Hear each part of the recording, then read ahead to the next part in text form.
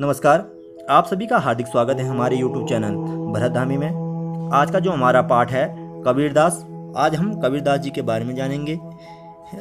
जो कबीरदास जी का जन्म और मृत्यु है, ये सारी चीज़ें पूर्ण रूप से साक्ष्य कहीं भी नहीं मिल रखा है कि कबीरदास जी का जन्म कब हुआ था, लेकिन ये केवल मान रखा है कुछ विद्वानों ने कि कबीरदास जी का जो जन्म हुआ था 1398 में काशी में हुआ था और जो इनकी मृत्यु हुई थी 1518 में हुई थी। ठीक है, ये सारी चीज़ एक मान्यता के अनुसार है, ये मृत्यु और ये जन्म। ठीक, इनकी जो शिक्षा हुई थी, यह शिक्षा भी पूर्ण रूप से विधिवत नहीं हुई थी।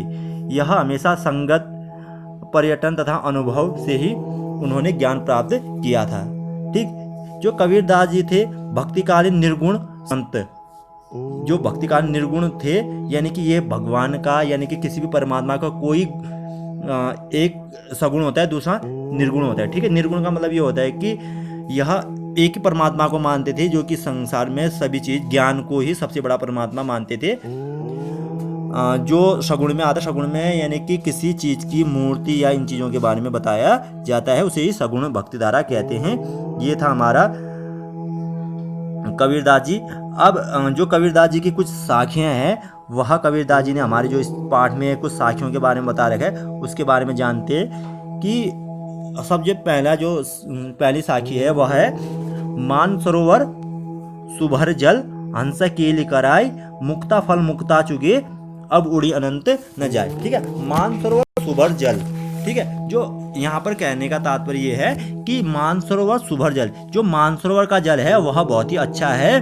हंसा केली कराए, यानी कि जो हंस है उसमें विहार करते हैं, उसमें स्नान करते हैं, वह उसमें घूमते रहते हैं। मुक्ता फल मुक्ता चुके, उसमें उसी मानसरोवर में, उसी सरोवर में, उसी तालाब में उनको मोती मिल जाते हैं, मोती चुगने को मिल जाती है। अब उड़ी अनंत न जाए, अब उड़े अनंत न जाए, यानी कि अनंत, अब उड़ के अनंत नहीं जाएंगे। अर्थात कहने का तात्पर्य यह है, ये कबीर जी कहते हैं कि मानसरोवर सुभर जल।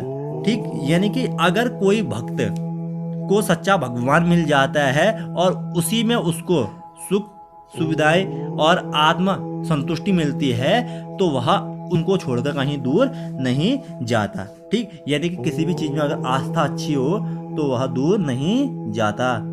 दूसरा है हमारा प्रेमी ढूंढत में फिरो प्रेमी मिले न कोई। ठीक, प्रेमी ढूंढत में फिरो प्रेमी मिले न कोई, प्रेमी को प्रेमी मिले सब विष अमृत होय।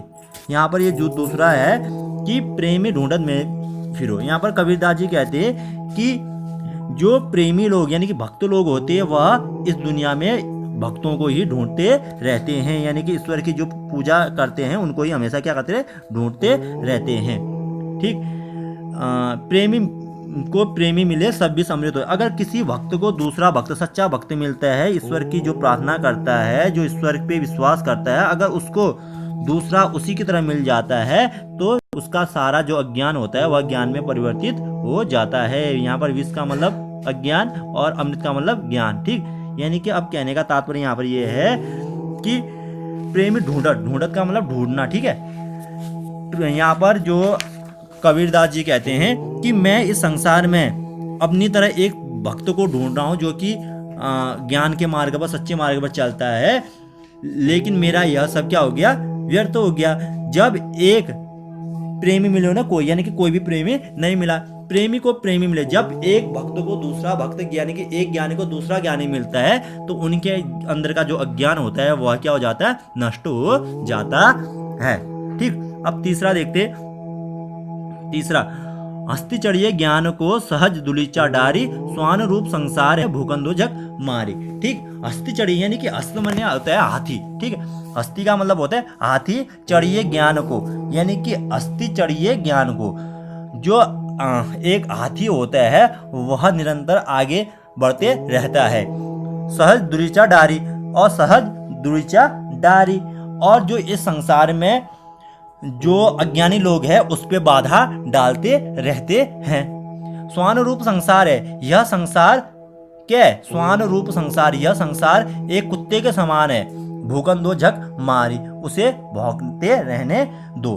ठीक, अर्थात कहने का तात्पर्य यह है कि हाथी जब चलता है तो वह किसी की परवाह किए बिना चलता है, लेकिन यह संसार, यह कुत्ते जो है उसे भौंककर परेशान करते रहते हैं। ठीक, अर्थात कहने का मतलब यहाँ पर ये है कि हमें हमेशा निरंतर अपने ज्ञान को बढ़ाते रहना चाहिए। यह दुनिया तो बोलते रहती है, ठीक है, इसको झक मार कर बोलते रहने दो। इसके बारे में मत सोचो कि दुनिया तुम्हारे बारे में क्या बोलती है। तुम अच्छा करोगे फिर भी दुनिया तुम्हारे बारे में बोलेगी, तुम बुरा करोगे फिर भी दुनिया तुम्हारे बारे में बोलेगी। ठीक है, अगला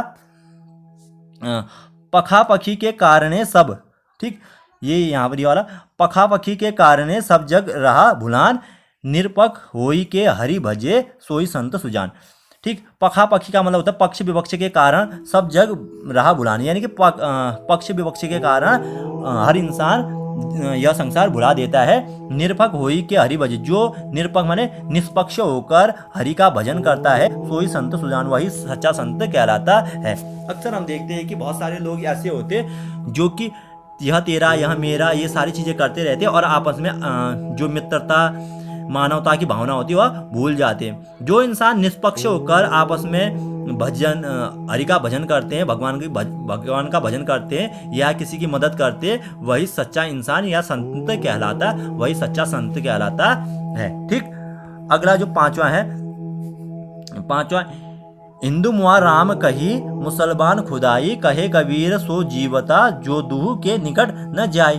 ठीक, यानी कि यहाँ पर कहते हैं कि हिंदू मुआ राम कही मुसलमान खुदाई, यहाँ पर कहते हैं कि हिंदू कहता है कि राम बड़े हैं, मुसलमान कहता है कि खुदा बड़ा है। ठीक है, यानी कि कहे कबीर सो जीवता, कबीरदास जी कहते हैं कि वही इंसान सच्चा इंसान है या वही जी रहा है जो इन दोनों के निकट नहीं जाता, यानी कि इन दोनों के निकट नहीं जाता है का मतलब यानी कि भेदभाव नहीं करता। ठीक है, निकट जाने का मतलब यहाँ पर ये मत समझना कि उनका भजन कीर्तन मत करो, उनके बारे में उनका ध्यान मत करो, ये नहीं। यहाँ पर ये है कि सोहदू के निकट न जाए, यानी कि दोनों ही, यह मेरा धर्म बड़ा है, मेरा धर्म तेरा धर्म छोटा है, ये भावनाएं नहीं करते, वही सच्चा क्या इंसान है। अगला जो अब हमारा अगला श्लोक है उसमें है ये काबा फिरी कांसी भया राम भया रहीम, मोट चुन मैदा भया बैठ कबीरा जिम। यानी काबा फिरी कांसी भया, यानी काबा का मतलब होता है कि जो सऊदी अरब में स्थित मुसलमानों का एक पवित्र स्थान है जिसे काबा कहा जाता है, और काशी तो हमारा पवित्र स्थान है हिंदुओं का। राम भया रहीम, मोट चुन मैदा भया, मोटू चुन मैदा भया बैठी कबीरा जिम। मोटू चुन मैदा भया का मतलब है यहाँ पर कि जो आटा होता है उससे अगर बारिश हम पीस देते थे वो क्या हो जाता है, मैदा बन जाता है। बैठी कबीरा जिम, यानी कि बैठी कबीरा जिम का मतलब यहाँ पर ये है खाना भोजन करना, यानी कि खाना। ठीक है, यहाँ पर कहने का अर्थ है कि अगर जो इंसान धर्म भेदभाव इन चीजों से दूर हो जाता है, इन चीजों से ऊपर उठ जाता है, उस इंसान के लिए काशी और जो काबा है वह एक समान है। ठीक, उसके लिए न काबा अलग है, न काशी अलग है, न राम अलग है, न रहीम अलग है। जिस प्रकार अगर हम आटे को बारीक पीस देते हैं तो वह मैदा हो जाता है और वह मैदा खाने योग्य बन जाता है। ठीक, यहाँ पर भी यही कहने का तात्पर्य है कि इंसान को हमेशा ही धर्मों में उलझकर रहना नहीं चाहिए, भेदभाव में उलझकर नहीं रहना चाहिए। जो इंसान इन चीजों से ऊपर उठ जाता है उसके लिए काशी काबा अलग नहीं, उनके लिए एक ही है, न राम अलग है न रहीम अलग है। ठीक है, अब अगला देखते हैं हम, जो अगला है सातवां है ऊंचे कुल में जन्मिया जय करनी न ऊंच होय, सुब्रन कलश सुरा भया साधु निंदा सोई। ठीक, देखो ऊंचे कुल में जन्मिया का मतलब जन्म होना, जे करनी, जे का मतलब जिसके, करनी माने कर्म, ऊंच न होय, ऊंच माने ऊंचे, न माने नहीं, होय माने हो। सुब्रन कलश सुरा भया, सुब्रन माने सोने का जो कलश है वह सुरा शराब से भरा हुआ, साधु निंदा सोई, उसकी साधु निंदा करते हैं। ठीक, यानी कि कहने का तात्पर्य है अगर कोई इंसान ऊंचे कुल में पैदा हो रखा है, अगर उसके कर्म अच्छे नहीं है तो वह उसका ऊंचे कुल में जन्म लेना कोई फायदेमंद नहीं है। जिस प्रकार जो सोने का कलश है अगर उसमें मदिरा रख दिया जाए तो उस मदिरा जो वह कलश है उसकी कोई वैल्यू नहीं रहती, ठीक है, उसकी कोई कीमत नहीं रहती, यानी कि वो अच्छा नहीं माना जाता, ठीक। इसीलिए जो चीज़ जहाँ होनी चाहिए उसको वहीं रहना चाहिए। अगर आप कहने का तात्पर्य, अगर आप छोटे कुल में हो या बड़े कुल में पैदा हुए हो, लेकिन आपकी करनी हमेशा क्या होनी चाहिए, अच्छी होनी चाहिए। कुछ इंसान होते हैं कि बहुत अच्छे खानदान में पैदा होते, लेकिन उनकी जो करनी होती है वह अच्छी नहीं हो जाती, इसीलिए उनका क्या होता है, पतन होता है। यही था आज का शब्द, सॉरी, साखिया। अब इसके बाद हम पढ़ते हैं शब्द, ठीक। अब बात करते हैं हम पद की, जो कि कबीरदास जी द्वारा ही लिखा गया है। एक बार इसको पढ़ लेते हैं। मुँह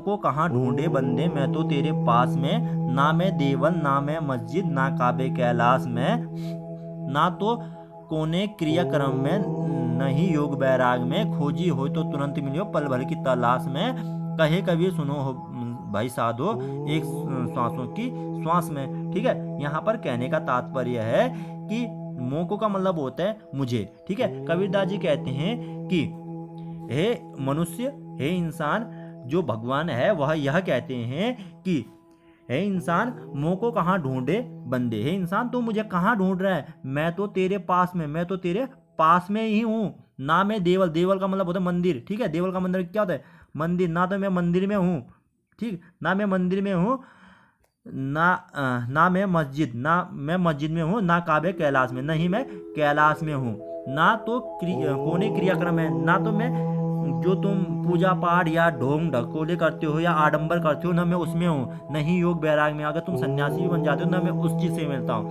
खोजी हो तो तुरंत मिलियो पल भर की तलाश में, अगर तू सच्चे मन से मुझे खोजता है तो मैं तुझे पल भर की तलाश में मिल जाता हूँ। जो इंसान मुझे सच्चे दिल से पुकारता है मैं उसे तुरंत मिल जाता हूँ। अर्थात कहने का तात्पर्य यह है कि जो भगवान, अल्लाह, खुदा या गॉड, जिसको भी आप जिस नाम से भी जानते हो, वह कहता है कि तू मुझे इधर उधर मत ढूंढ, मैं तो हमेशा तेरे पास में हूँ, नहीं मैं मंदिर में हूँ, न मस्जिद में हूँ, न कैलाश में हूँ, न मैं किसी पूजा पाठ करने से मिलता हूँ, न तू सन्यासी बन योग वैराग से मिलता हूँ। अगर तू मुझे सच्चे दिल से ढूंढेगा तो मैं तुझे पल भर की तलाश में मिल जाता हूँ, ठीक। इस दुनिया में आ रखा है तो ढोंग ढकोले करने की जरूरत, आडंबर करने की जरूरत नहीं है, मैं तुझे पल भर की तलाश में मिल जाता हूँ, ठीक। अब जो अगला पद है वह देखिए।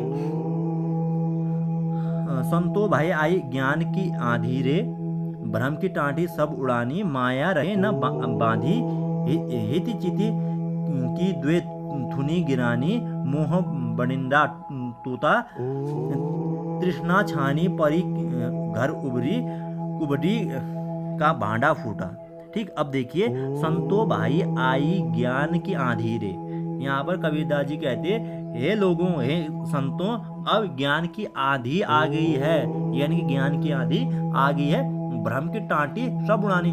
भ्रम की टाँटी का मतलब यहाँ पर जो ये टाँटी का मतलब छप्पर, जो तुम्हारे मन में जो भ्रम है, जो शंका है, वह अब सब उड़ने वाली है, माया रहे न बांधी, अब तुम्हारे मन में कोई भी माया रहने वाली नहीं है। हिति चिति की द्वे थुनी गिरानी, जो तुम्हारे अंदर मन और हृदय में दोनों थुनी, यानी कि जो थुनी का मतलब होता है टेक होता है, वह अब गिरने वाले हैं। तुम्हारे मन और हृदय में जो भ्रम है वह अब गिरने वाले हैं। मोह बंडिला टूटा, यानी कि मोह का जो बिल्डिंग है, मंजिल है, बिल्डिंग है, वह टूटने वाली है। तृष्णा छानी परी घर ऊपरी, यानी कि अब जो जुगाड़ है वह सब टूटने वाला है, उससे ऊपर कुछ चीज उठकर आने वाली है।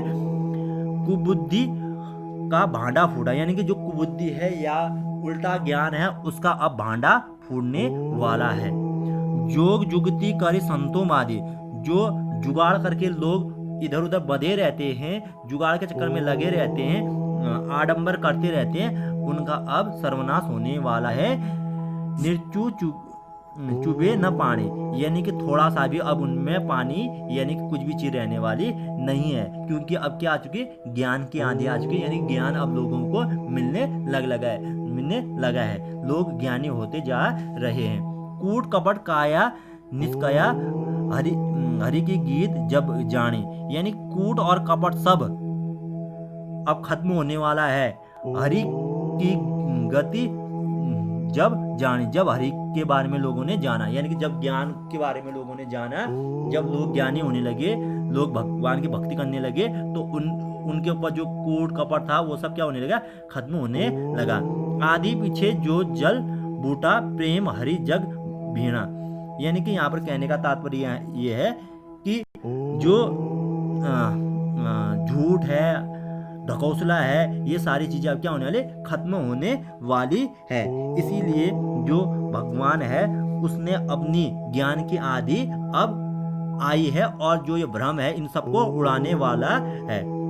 ठीक, यहाँ पर यही था इस श्लोक का अर्थ कि ज्ञान जो है, ज्ञान की आदि आने लगी है। अब जो लोगों के अंदर भ्रम है वह खत्म होने लगा है, मोह माया है वह सब खत्म होने वाला है। जो लोग आडंबर पे टिके हैं उनका सबका भांडा फूटने वाला है। यहाँ पर इसी श्लोक का ये अर्थ है। धन्यवाद।